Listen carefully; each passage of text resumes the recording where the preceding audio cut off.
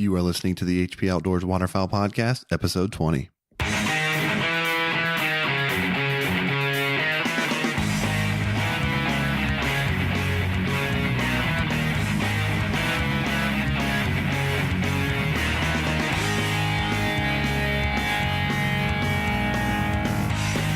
This week on the HP Outdoors Waterfowl Podcast, we forge ahead with our duck profile segment and feature the Greater and Lesser Scaup, and we talk about diver hunting, a little bit of tips and techniques and how to rig up to have success when chasing those late season divers.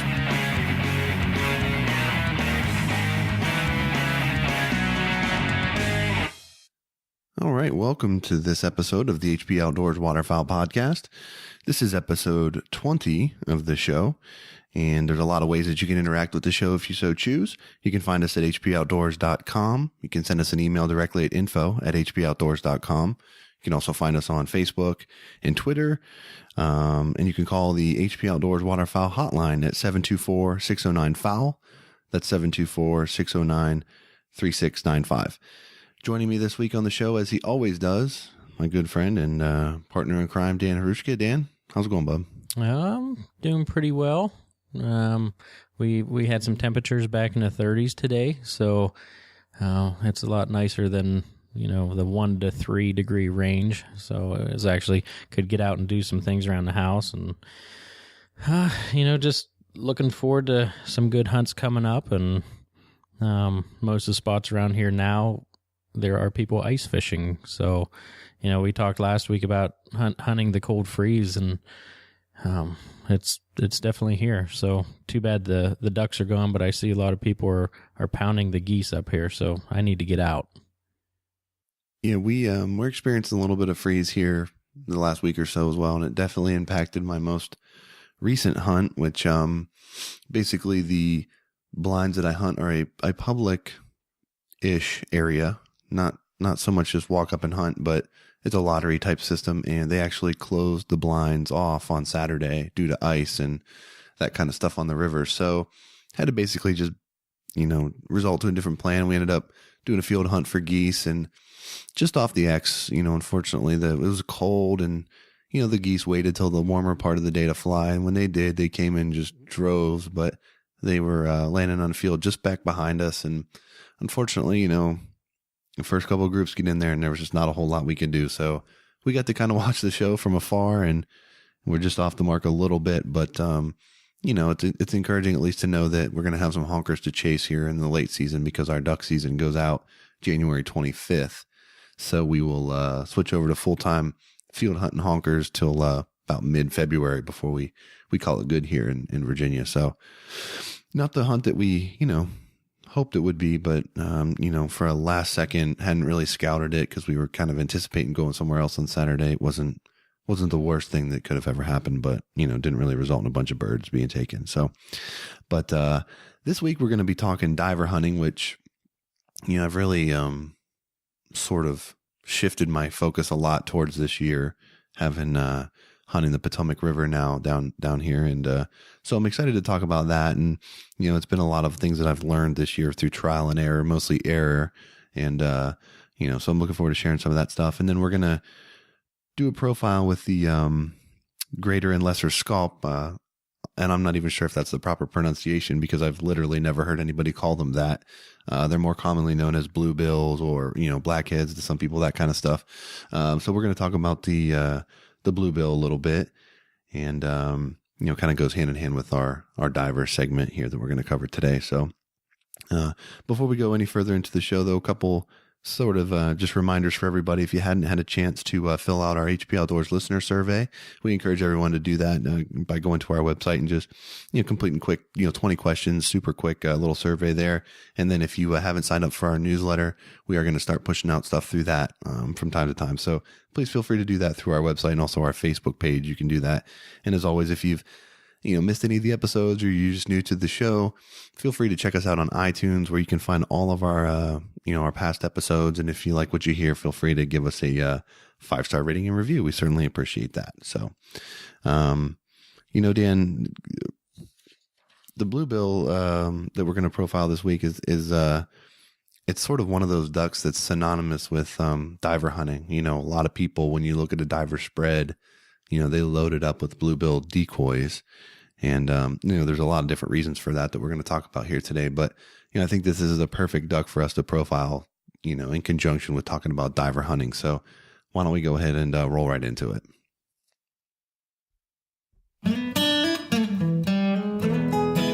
All right, the bluebill, there is a lesser and a greater. And the lesser, the male's about 17 inches and the female's right behind it, 16 and a half. Compared to the greater, it's about 18 and 17 respectively, but there is quite a bit of a difference in the weight. The lesser is about 1.8 pounds, 1.6 to 1.8 with the male and female, where the male and the female on the greater are about 2.3 and 2.15 pounds. So about a 20% difference in size there. Most of the time they are found together, and like I was saying, the 20%, it's pretty obvious when they're next to each other, but if you just shoot one at a time, it's going to be kind of different, difficult to tell. So the male lesser bluebill, they have glossy black head with a purple cast, where the greater is actually tinted green. And the neck, breast, and upper mantle are glossy black. And vermiculations on the sides and flanks are olive brown. And the back is a light gray with a broad, heavy vermiculations and kind of a sooty black. And the tail, the upper and under tail coverts are black on both the lesser and the greater. And the wing has a white speculum, and the inner primaries are light brown and become a little darker towards the tips. And the bill, which it's so famous for, bluebills, is a light bluish gray with a black nail, and the legs and feet are gray, and the iris is yellow.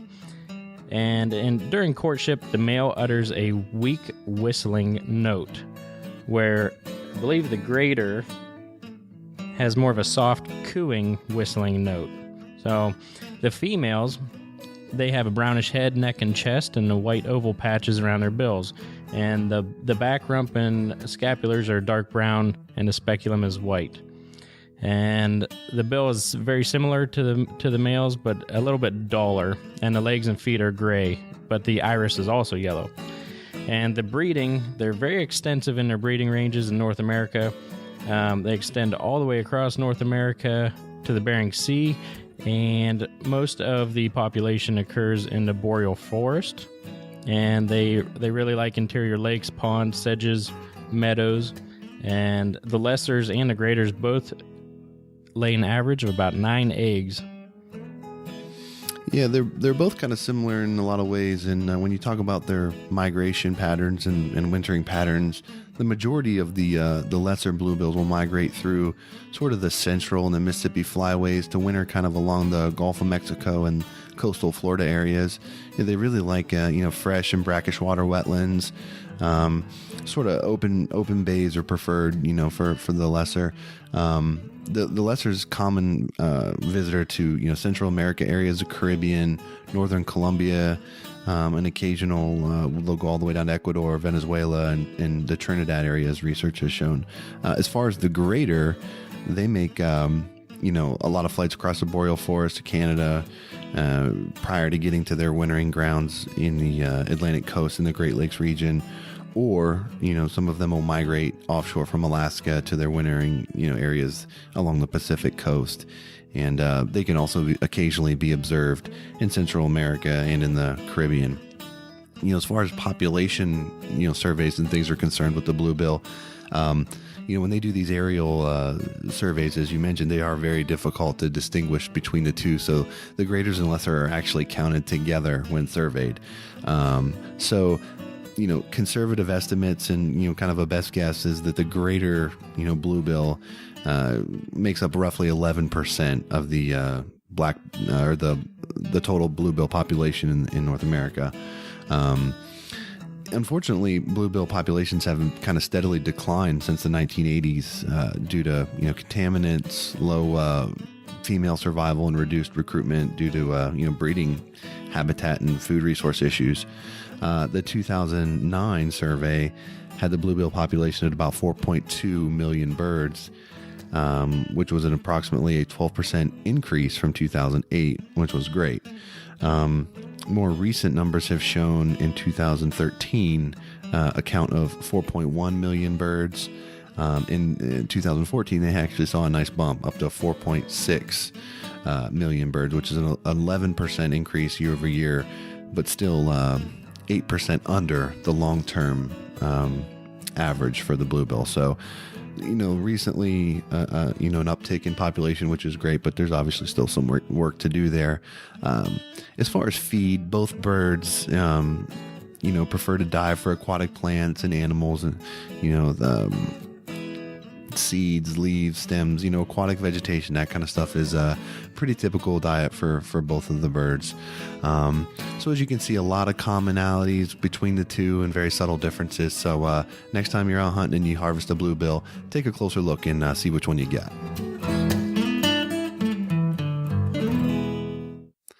Okay.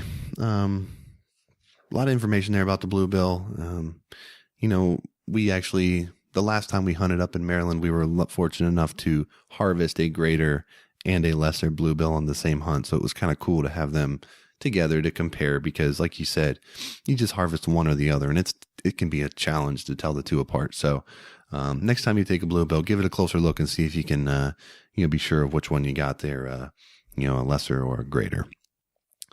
And kind of further to that end, when you're talking diver hunting, that's going to be the main discussion of today's show, Dan. And, I know diver hunting is one that may not be like the sexiest of topics when you think about, massive mallard shoots and, things of that nature. But I really have found diver hunting to be really enjoyable. And it's honestly one of my favorite things to do for a lot of different reasons. But I think it's one thing that, a lot of people just kind of discount for whatever reason. And then I think it's just maybe because of the popularity of the mallard, but there can be some really, really great diver hunting if you, take the time to figure out what you need to do to have success.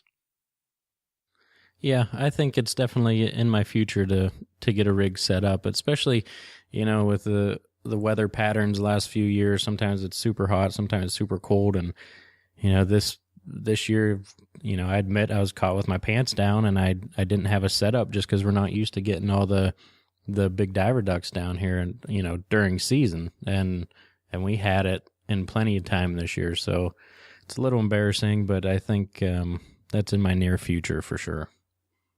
Yeah, and I know you had the weather last year too up there.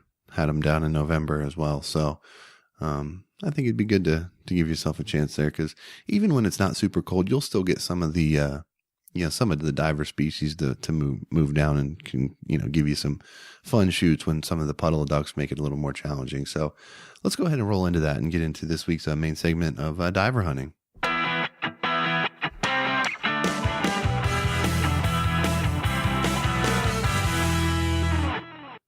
Okay, I think the best way to attack this topic is to sort of break it down into a couple different, segments and pieces of hunting divers. But for me in general, some of the things that just appeal to me as far as diver hunting is, it can be some of the fastest shooting you'll ever have. I mean, when you see birds coming in, flying close to the water, buzzing, your spread and that kind of stuff, it can just be incredibly fast paced, challenging shooting, a lot of fun.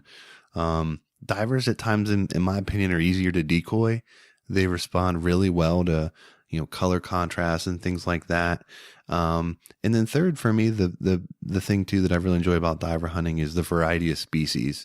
You can be out on a diver hunt and, one pass you're shooting at bluebills, the next pass you're shooting at ringnecks, the next pass you're shooting at canvasbacks, you're shooting at buffleheads. There's a lot of different variety, and you just kind of never know what that next pass might hold. Maybe it's a pass of ringnecks or redheads coming through, something like that. So a lot of different, variety in that kind of thing.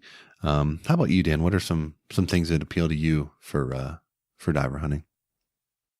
I would say like you said, the fast shooting, and it's always on water, so most of the time it's windy, and that only helps them out. If you're in flooded timber and you have, mallards kind of hovering over you, or just a beaver pond or something like that.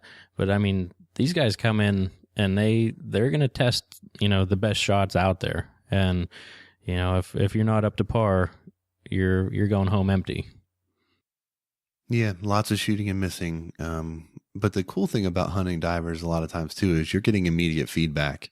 If you got a flock that comes and buzzes through and you're shooting behind him every time and you see the water, spraying up behind him because you're, leading enough, you get that immediate feedback real quick and you know that you need to lead him a little bit further. So that's always kind of fun to point out to your buddy why he can't hit anything, and certainly I know it gets pointed out to me enough times too. So let's talk a little bit about location. Where can you go to get good diver hunts and what kind of stuff you should be looking for? And, with this, it's kind of we're going to paint with very, very broad strokes here because, there's a lot of different things to consider. But for me, if I'm looking at a body of water that I'm, going to try to effectively hunt for divers, this is with the assumption that you're hunting from the shore or like you don't have a layout boat and the bigger rigs that, you can go out in the bigger water. So if I'm hunting an inland lake or something like that, I'm going to look for points or areas that kind of stick out as far as possible. Because diver ducks they like to fly along the shoreline, and instead of cutting the corner and going up over that finger, oftentimes they will fly around the end of it and they will come into a gun range, when they do that kind of stuff. So I look for areas that I can, get out as far as I can into the water, and run my spread from there. What are some other areas that you're looking for, Dan? Well, even like coves and whatnot, but speaking to the points, I hunted, Pima tuning, it's right here. So I hunted that a lot this season, and, I did scouting and we knew a couple cove areas that had some points on it, and we would hunt there. And every time that we hunted, there'd be a little bit to the north where all these divers would just be buzzing the corner. And every time we kept going a little bit north, they were a little bit north of us. So then finally, I didn't, it's kind of embarrassing, I didn't do my homework on Google Earth, but there's just a huge point that they were buzzing this entire time. So we hunted this area like 4 or 5 times. We kept getting closer and closer to it. If we would have started up there, we would have had some good shooting days because there were tons and tons of divers up there, but we were always just a little bit too far in. So, talking about your, any parts that really stick out, like you said, they're not going to go over trees if they can buzz around them. So that's a really good point. Yeah. And I mean, that's kind of a common knowledge, to get when you're hunting divers for most guys. If you read an article or do any kind of research, you're going to find that. But talk about coves. You mentioned that. Why are coves a good area for divers, and what appeals to them there? I would, the protection. That's for any duck, but you're going to have protection from the wind, and they like to raft up. They like to eat. Coves are usually a little shallower than the big water, so they're going to be, eating and diving and doing their thing in there. Yeah, coves are great protection from the wind. If you're on these big bodies of water and you get these high wind days, I mean, that's an awesome place for them to be able to get in and relax. A setup technique that a lot of guys will use is they'll set up on a point and they'll run, their long lines or their decoy spread and start it from the open rough water and run it back around the island into the cove, kind of simulating birds coming into that cove off of the open water. And a lot of times flying birds will come right down the decoy line and finish right in front of your blind because they're trying to do the same type of thing. So always a good, situation to look for if you can get out on a point and then run some decoys, kind of starting, upwind of your position, coming downwind into a cove or that would offer them protection. That leads me to my next point about location. A lot of guys like to hunt the upwind side of a lake because you get a little bit calmer water, generally kind of easier to navigate, that kind of thing. One thing to consider though is if you're going to hunt a lake like that, you don't want to rule out hunting the downwind side of the lake either, because you're going to have a little bit rougher water down there and you're going to have birds that tend to stir a little bit more. You may not have as many birds per se. They may, raft in bigger numbers up on the upwind side because it's a little bit calmer and a little more relaxing for them. But you want to make sure that, you kick the tires on the downwind side too, because it can be, maybe less numbers, but it might get faster shooting, better action. So if you've got a a point or something that sticks out on that downwind side that you can get to real good and get set up and nice, definitely don't discount those opportunities as well. When you're scouting for divers, Dan, it's a little bit different. I think for, most folks, I know it is for me, but, obviously you're just looking for birds, but, what kind of things are you considering when you're scouting for birds and trying to think about a setup on them, that kind of thing? Well, I know down where you're at, you have to worry about, if they're coming through and all the legality of where you're at. Up here, you don't have to worry about that as much, but like I said before, our biggest problem, and it's not even with scouting as much, but it's more of, finding the birds in season.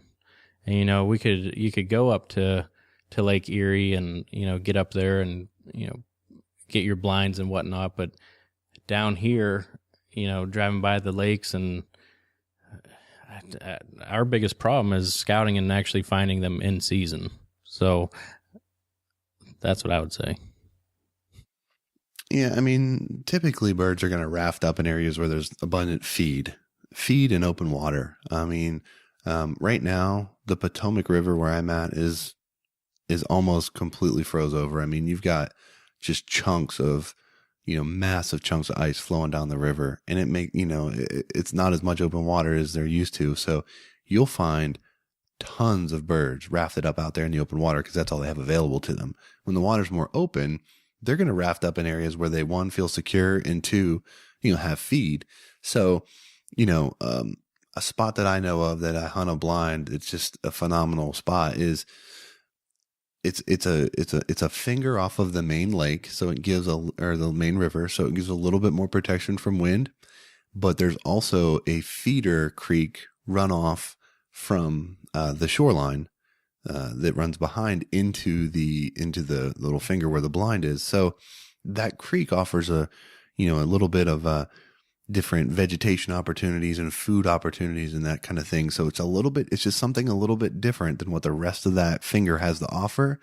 And that little bit makes a difference because it's a unique spot and a unique feed because of that runoff creek that comes into there. So things like that are, things you want to consider when you're hunting, open water and that kind of thing. I mean, if you know that there's a high point in the lake where there might be, they can dive a little shallower and get to the feed that they want to, but they can stay out in open water with the safety that comes with that.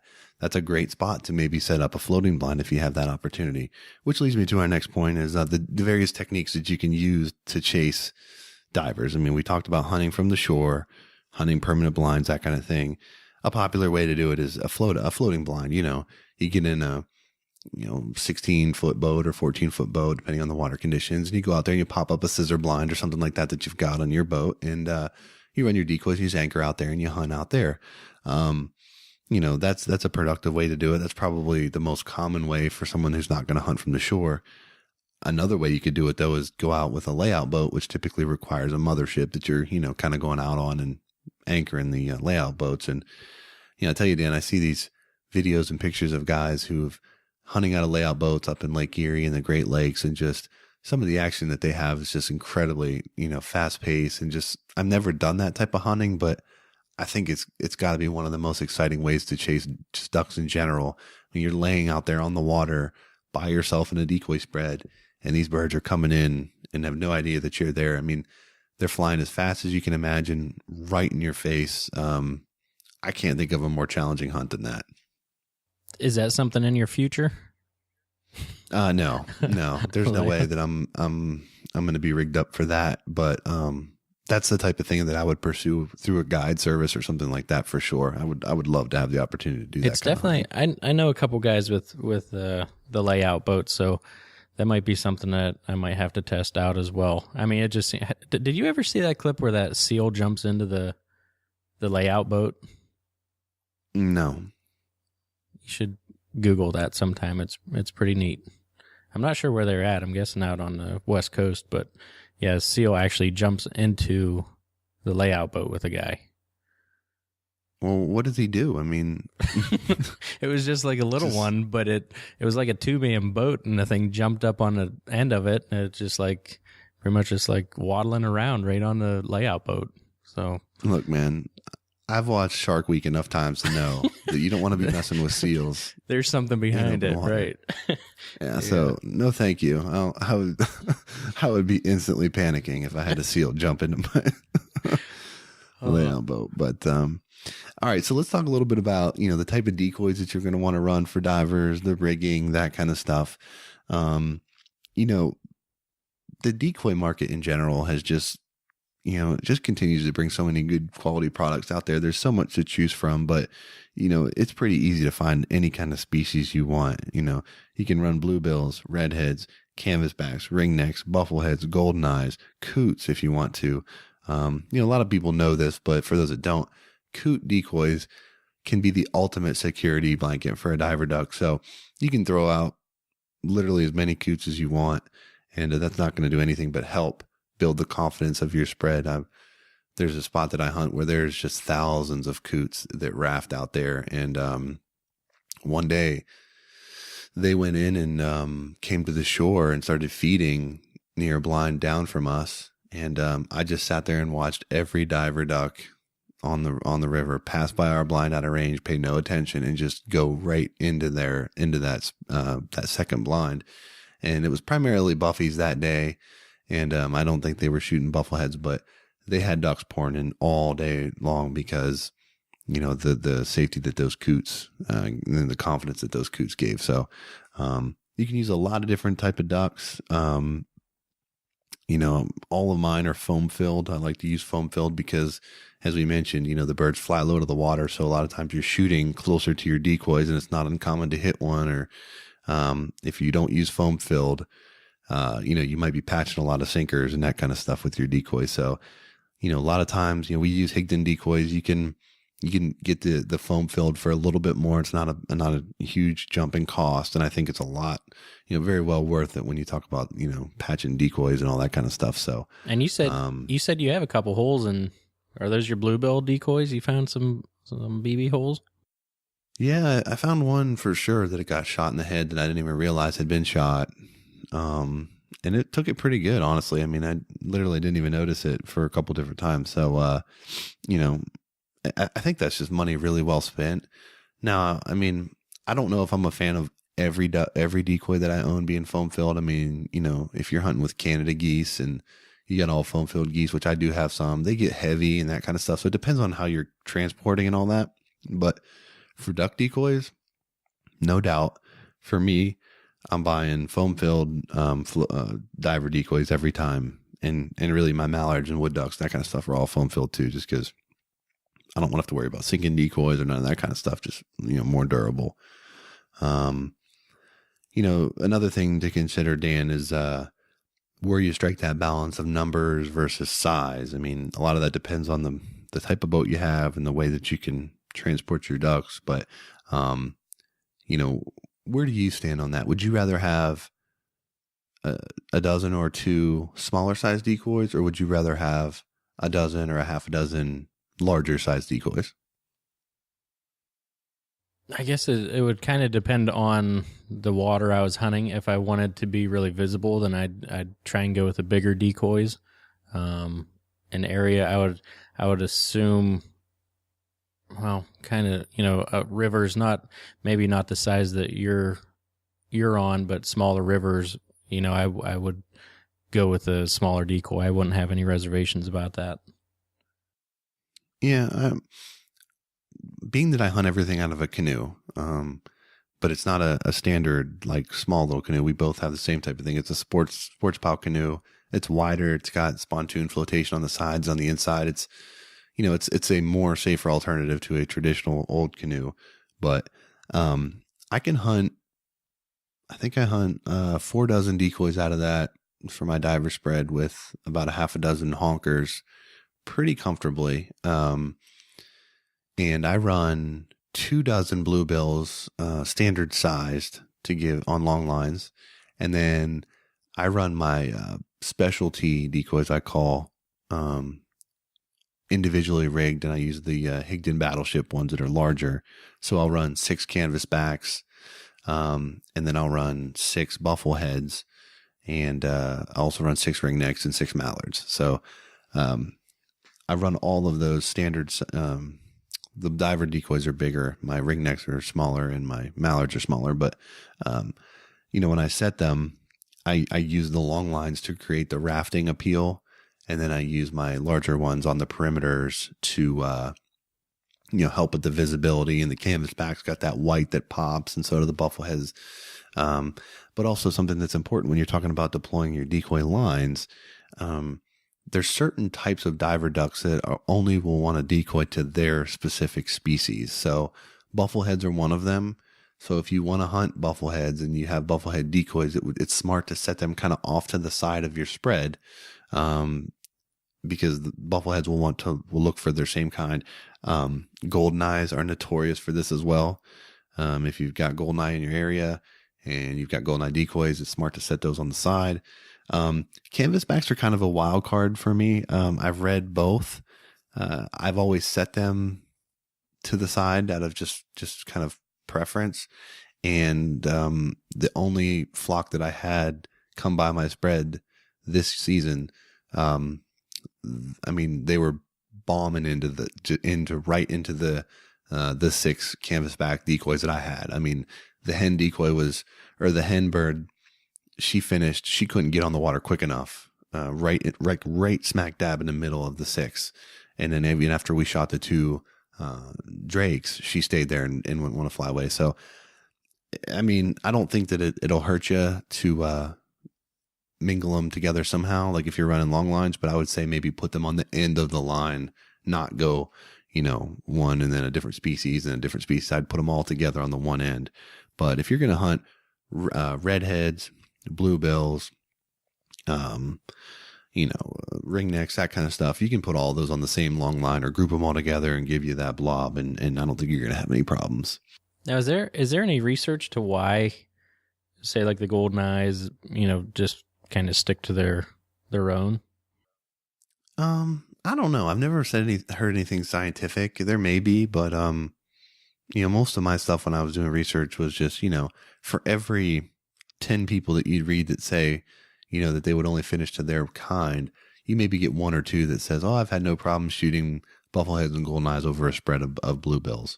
So when I was buying my spread, I thought it's not going to hurt to have a little bit of variety, and that kind of thing. So I chose to mix it up a little bit, and, we've had some success with that. So I'll probably continue to stick with that.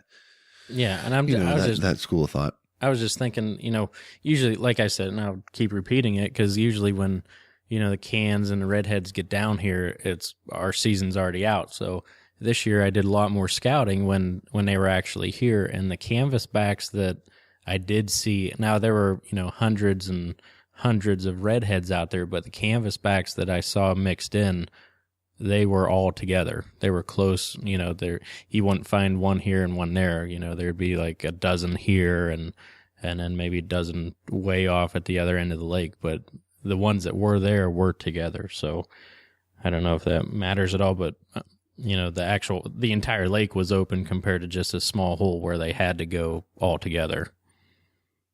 And even what I'd say too with that is when I say set them to the side, I'm not saying they have to be like 45 yards outside of your lines.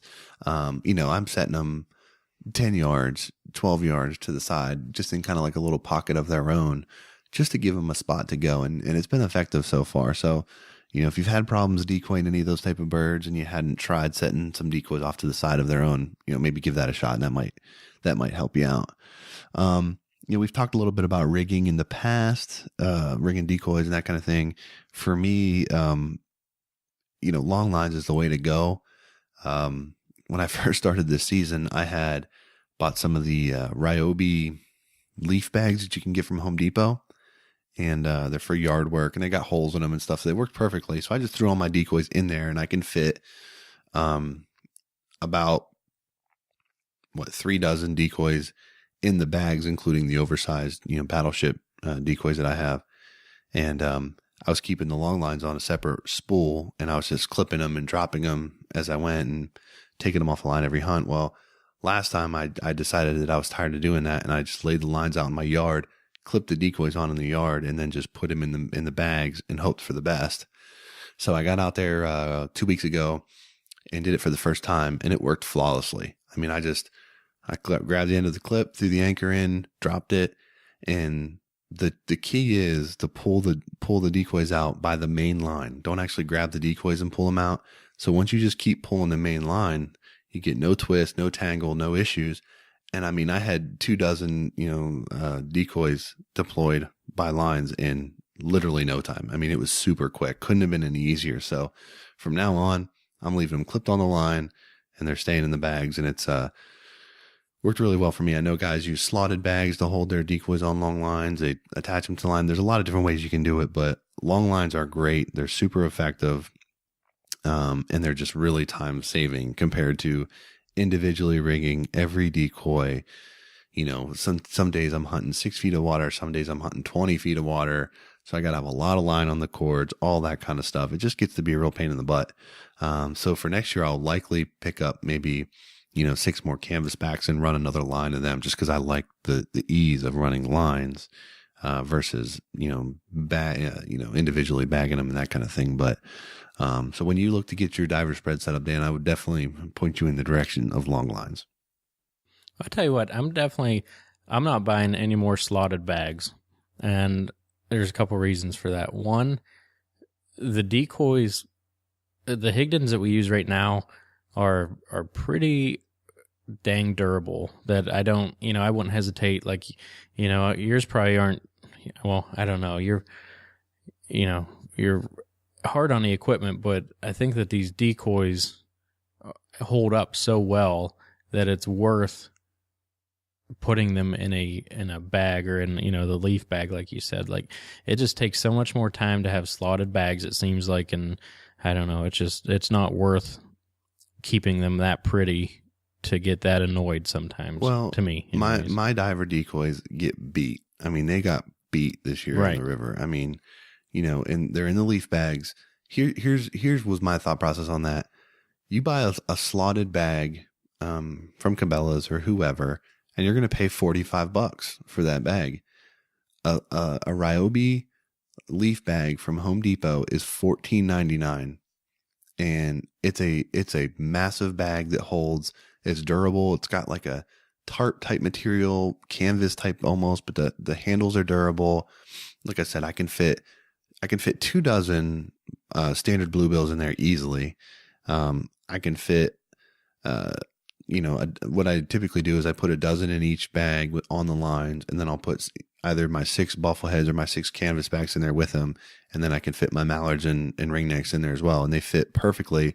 And I just buy those stretchable cargo nets that you get for like, on the back of a motorcycle, if you wanted to tie down a bag or an extra helmet or something like that. Or maybe in the back of a truck type net. And I hook those on the handles, and then I just pull that over the top. So I could literally be driving down the road in the morning, and that bag could flop out of the back of my truck, and I'm not going to lose any decoys or nothing like that. So that's why I've got it rigged up. It's been really effective. I throw the decoys in there. They get beat, and they look great. I mean, they're just incredibly rugged, and it was way more cost effective to do it than to buy a bunch of, slotted bags and stuff. And the nice part about these leaf bags is they got clips on both sides. So once they're empty, I can fold them down to about 3 inches and clip them closed and stash them somewhere out of the way. So you can find some stuff about them if you do any kind of research online about, how to rig up divers. So anybody that's thinking about getting started in it, I would definitely encourage you to check that out before you make any kind of decisions. So I think that was that's a great way to go that you found, because I'm just thinking about the slotted bags that I have going out in a canoe. And I mean, you put 24 and you're loaded, and the boat doesn't get top heavy, but the decoys could be sliding around. You have to worry about them falling out. And, that's a solid way that you have right there. Yeah. And in the canoes that we use, they're wide enough where you can fit 2 of these leaf bags right in the middle. So I put, and they're kind of like diagonal. So then the opposite diagonals have holes where we put like our spinning wing decoys and our blind bags and stuff like that. And then there's a guy in the front and me in the back. And it's just a perfect setup. And I've got pictures of it, and it weights the boat perfectly. It's just really good, really functional, not expensive. For anybody that, is tight on space and tight on budget, definitely, consider looking into those before you make any, choices on bags and that kind of good stuff. So, let's talk a little bit about just sort of setups and how to run lines and that kind of thing. And, you hear a lot of people say, well, I've never seen ducks really swimming in a line like that. And, they question the effectiveness of long lines, and do I need to throw lines around to break up the outline, that kind of stuff. I think that's a little bit of a misconception. Long lines are an easier way for us as hunters to deploy our decoys, but a lot of people getting stuck in their mind about how, mallards and puddlers and ducks that fly overhead see our spreads. Think about a diver duck that's flying on the water, and think about when you're sitting on the water and you see ducks in the distance and how they're rafted up and just like a big knot of ducks. When you're running long lines, that's essentially the appearance that the duck is going to see when he's flying towards you. He's not seeing straight lines because he's not high enough off the water to see that. He's seeing more down on the water level, which is just going to be rafting ducks because, you run your lines, hopefully staggered a little bit, and it just appears to be a big knot of ducks. So it's effective in that regard. Now, do I throw singles around to break up the lines a little bit? I do, but it's mostly towards the pocket, where I'm trying to get the birds to land. So a typical setup for me would be 2 long lines. Let me see here. I guess kind of upwind of my blind a little bit, and they're running downwind towards my blind or to the side of my blind. If I want them to I try not to get birds to finish right into where the blind is because it makes it, obviously tougher. So I'll move my hole a little bit to the right of the blind or to the left of the blind, and then run my lines for the appropriate wind, and then throw all my loose decoys sort of to the side of the blinds to let the ducks finish over there.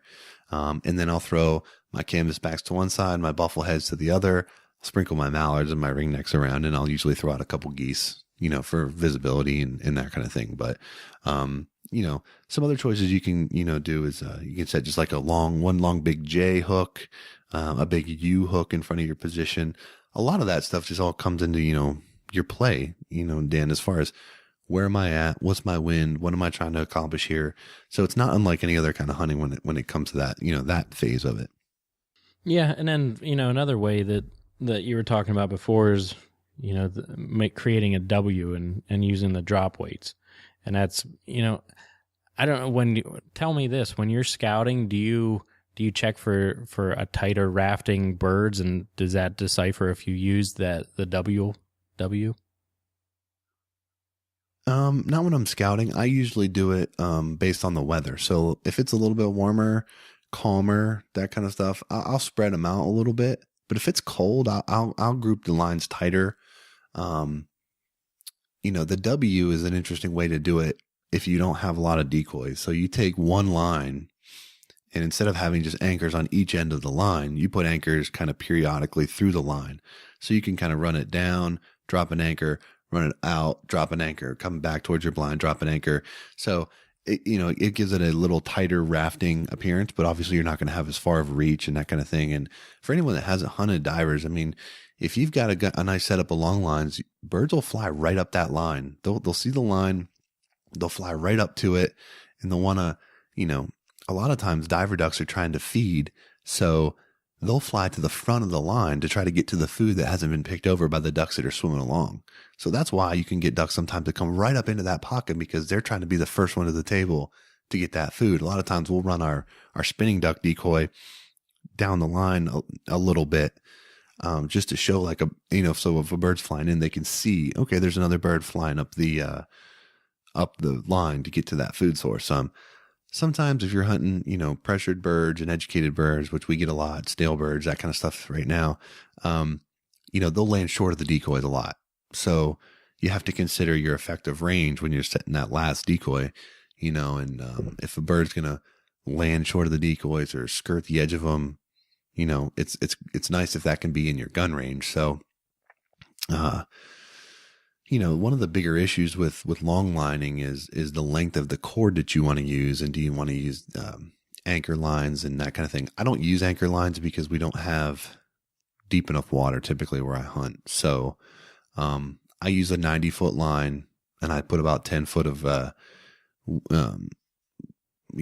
on the ends for decoys, or for the weights rather.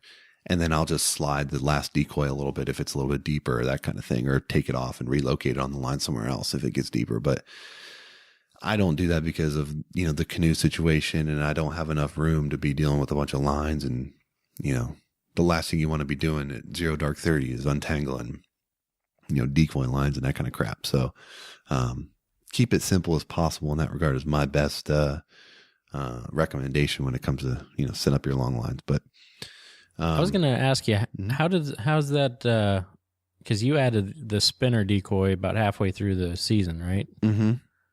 I was just seeing did that make a big difference for you? There's days that it does. There's days that it seems like it's an absolute difference. And then there's other days where it doesn't, sometimes it seems to be even a detriment. I wonder, some days when it's super bright out, I just wonder if it's really the best thing or not. And another thing I wonder is, in our area, you got a blind occupied most days every 500 yards on the shoreline, and every one of them has at least one spinning decoy going. So I think sometimes it's good on fresh birds. I think it can, be a little tougher on stale birds that are kind of hip to the game a little bit. And then I've seen it flare a lot of geese as well. So if you're, if your duck flight's over and you're kind of working geese, I think it's best to turn off the spinner. But like Sean Stahl said on our show a couple weeks ago, it's a tool, and it's something that, it's not the cure all. It doesn't make birds just go stupid and just come flying in with reckless abandon, but I think it's definitely helped to some degree. And, that's probably one of the bigger things that I'm looking to do to my spread now, is just add things to it that can make it stand out and be different, just something that the people, everyone else isn't using, and that sort of thing. So there's some unique motion, decoys and products on the market and that kind of stuff that I might sort of kick the tires on just to kind of see. But, yeah, that's, I'm so jealous that you can use one. It's definitely nice to have that as an option, and it's unfortunate that that's not a sort of general, allowed tool. But there's ways that you can create motion when hunting divers. So I'm glad you mentioned that. And this is kind of the last section that we'll go in, just sort of different tips and strategies and that kind of stuff. You can flag diver geese or diver ducks just like you do, Canada geese or snow geese, that kind of thing. But it's a little bit different. Diver ducks are really, you're basically talking, black and white colors, and that contrast and the pop that a white decoy provides, at a distance. So a lot of guys will put flags, literally just a traditional flag on their boat or at their blind, and they'll let it whip in the wind, or they'll swing it. And that's just, the same kind of premise as it is for when you're flagging geese in a field. I've also seen, I think Mojo has a product that's like a blade essentially that just spins, and you can mount on your boat and that kind of stuff. And it basically just imitates birds flying around the spread. So that's another way to, attract birds and be really effective when you're putting, a diver hunt on. We've mentioned the spinner decoy a couple times too. I like to put it along the lines that I run to imitate a bird flying up the line. But, you can put it in the hole if you want. You can put it a little bit further down. You can be flexible where you put it, but a lot of people wonder, when you're hunting deeper water for divers, a lot of times you have to use the floating spinner decoy, not the ones that are stuck on the pole. So that creates a couple of challenges because, you got to anchor it appropriately. But, a lot of people want to buy a spinner decoy that they can use for, puddlers and mallards and divers. We use a mallard spinner decoy when we're hunting divers. And as far as I can tell, it hasn't had a negative impact one way or the other. So if you have, mallard mojos or motion decoys in general, I would not hesitate to use those. And unless you, for whatever reason, have an experience that would say otherwise. But And I'd love to hear from somebody if you have had that experience, because as far as I've been able to tell, haven't had any issues yet. But those are a couple ways that you can deploy motion for diver hunting. What do you think, Dan? Any kind of general tips that you can offer? Yes, but I did want to ask you one thing about the spinning. Do they make spinning divers? Because most of the stuff I saw from Mojo are like the mallards and the gadwalls and teal. Yeah. Do they have? I didn't know if they had. Mojo actually makes a bluebill floater. We use the Higdon mallard.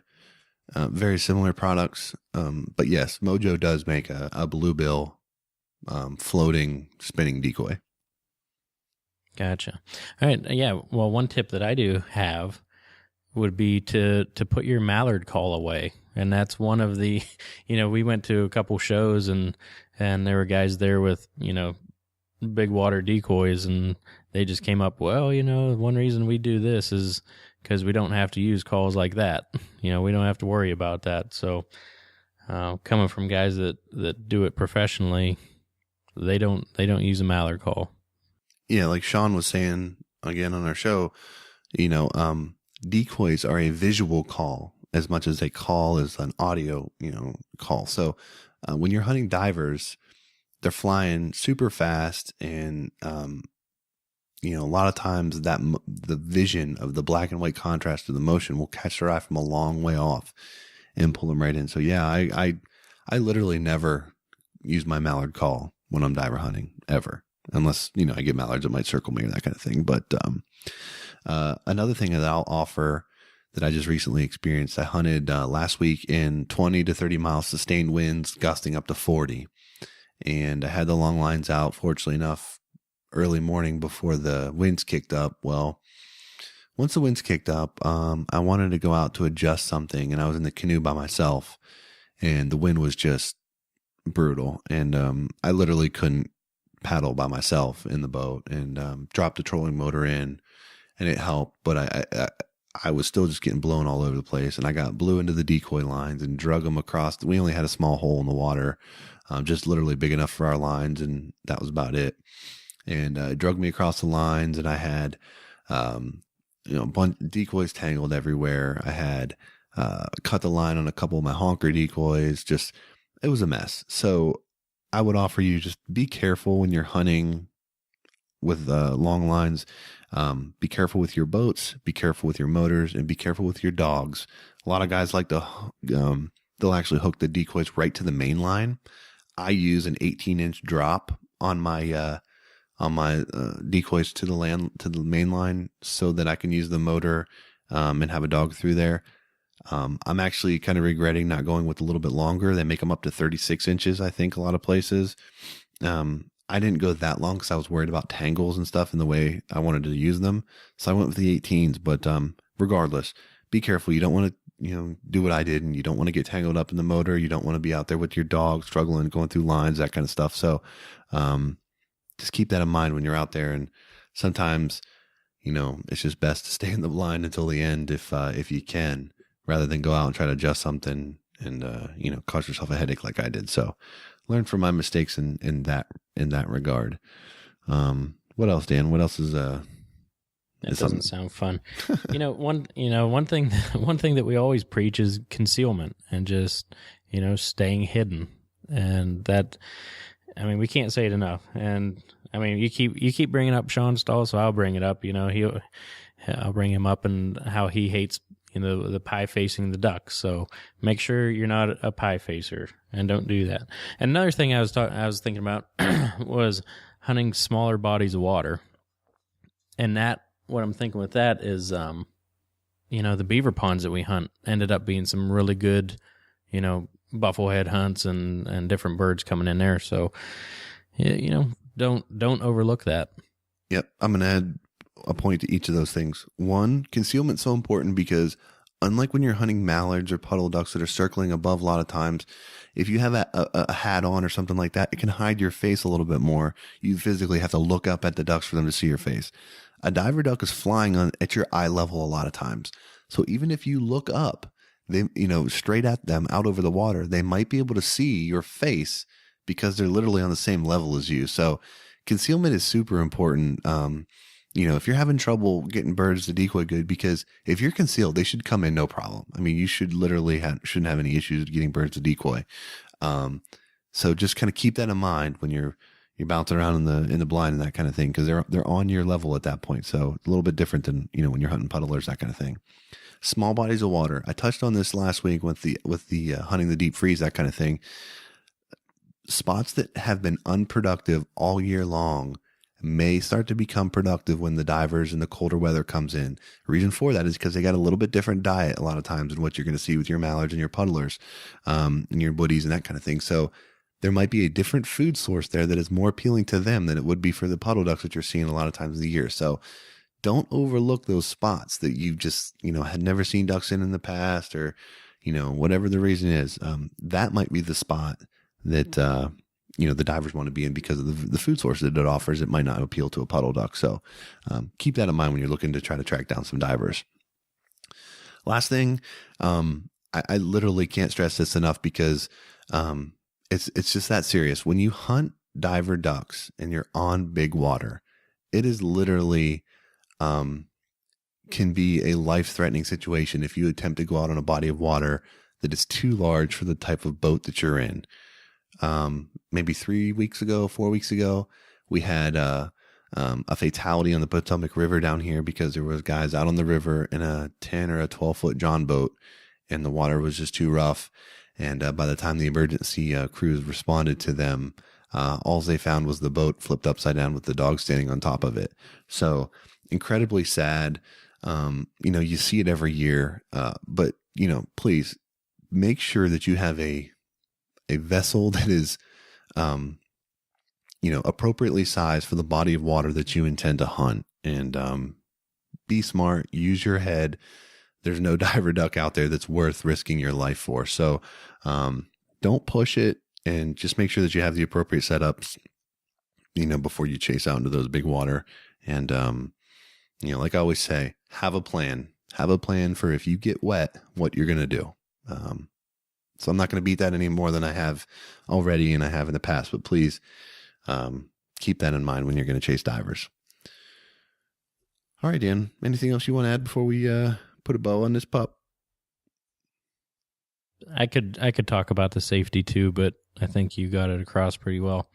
Just thinking back, know the body of water that you're hunting. Like pima tuning, even 10 to 15 mile an hour winds. If I'm looking to go out and I'm checking the weather, and 10 to 12, I'll take my boat out. It's 14-foot John boat. If it gets 13, 14, 15, I will not go out. And it's simple. Like they will get between the islands, the wind just whips through there and gets the waves a lot larger. So if you're trying to go across there, you might, be in a little safety zone. But then once you hit one of those currents, man, it's no mystery why people flip. And it's a really sad thing. Like you said, could you imagine, that guy that probably has a wife and kids, and they show up and just the dog is standing on top of the boat? That's just unreal to me. And like you said, it's not worth it. It's sad. It's heartbreaking. Yeah, it's just incredibly unfortunate. And, the tough part is you see it every year. So, I don't mind beating it down, because if one person listens to this show, heeds to a warning and, doesn't go out in a situation that could potentially be dangerous, I feel pretty good about that. So, I hope you guys enjoyed the discussion about diver hunting. Again, it was pretty high level, just sort of some general things to kind of think about if you're looking to get into chasing divers. If you've got anything else that you'd like to add, or tips or techniques, feel free to reach out to us on any of the platforms that we have, and we'd be happy to pass all that stuff along to everybody else. So let's go ahead and transition in here to the end of the show.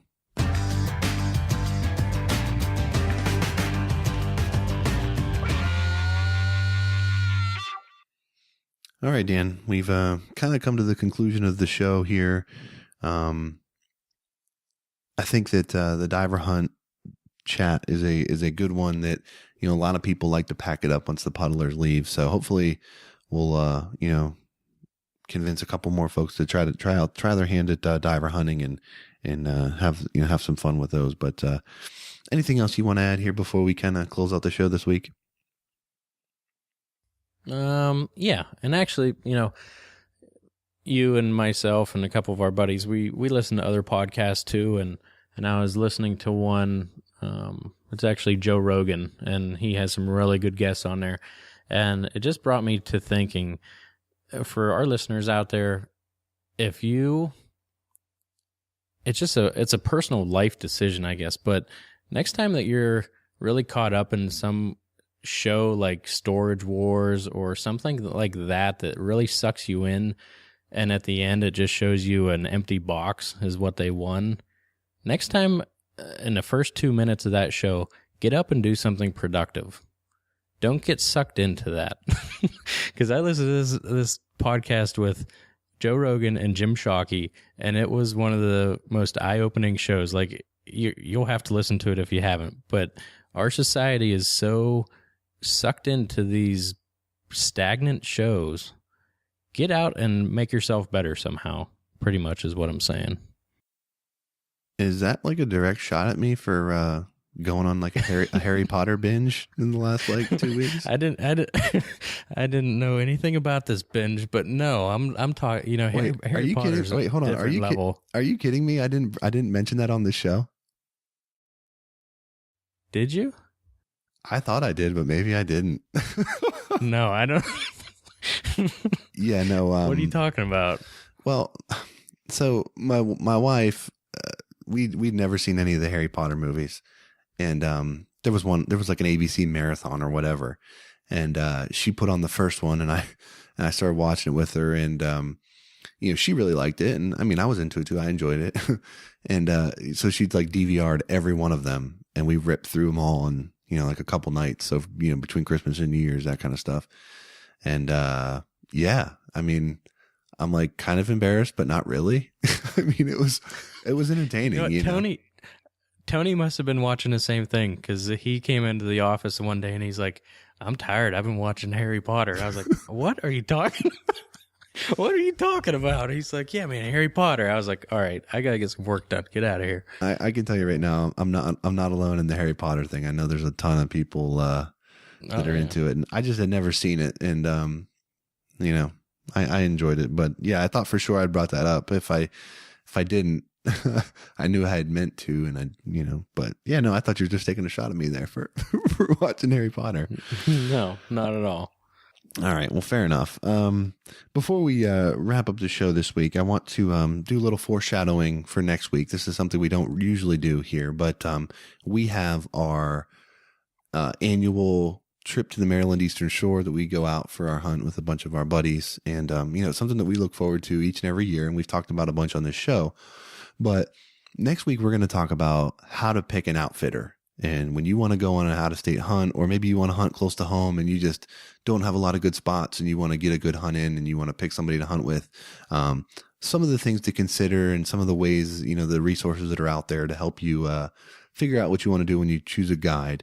We're going to talk about that next week, because we went through that process, and I've hunted with a couple different guides and had different experiences and stuff. So we'll share some of that with you guys next week. So looking forward to talking about that, and kind of foreshadowing our future hunt up here to the Maryland Eastern Shore. So I think that does it for me. Before we close out the show, we haven't done this in the past, and we need to. So we're going to start. We want to thank our partners that help make this show possible: Higdon Outdoors, Sitka Gear, Brood Outdoor Coolers, Backwoods Decoy Systems, and Big Owl Silhouette Decoys. Thank them very much for their support of this show, and encourage you guys to check their gear out if you're in need of any of the products that they offer. Okay, without further ado, let's go ahead and wrap it up here with this week's parting shot. So this week's parting shot is basically talking about the fact that we are getting into a really fun part of the year. Although the hunting seasons are winding down, the hunting and outdoor trade shows are heating up. The ATA show was this week. I love seeing all the pictures and the stories and the new products and all of the information that comes out of these trade shows. If you haven't had an opportunity to go out to a trade show, I definitely encourage you to do so. You get to actually go and have hands-on contact with a lot of these products that are out there. Try them out, test them out. You can talk to the company ownership and their pro staff. A lot of times, you go to some of these waterfowl shows, you can get one-on-one time with the Field Hudnalls of the world, or the Sean Manns of the world, the guys that have been doing this for a long time, the true experts. You can get one-on-one time with these guys a lot of times. So really cool opportunities, especially if you're new to the sport and you want to get out, see some different stuff, meet some cool people, and talk hunting. So definitely take a look in your area and see what kind of outdoor shows are available. And if you got a Saturday that you're looking to kill, definitely give that a shot, and I think you won't be disappointed.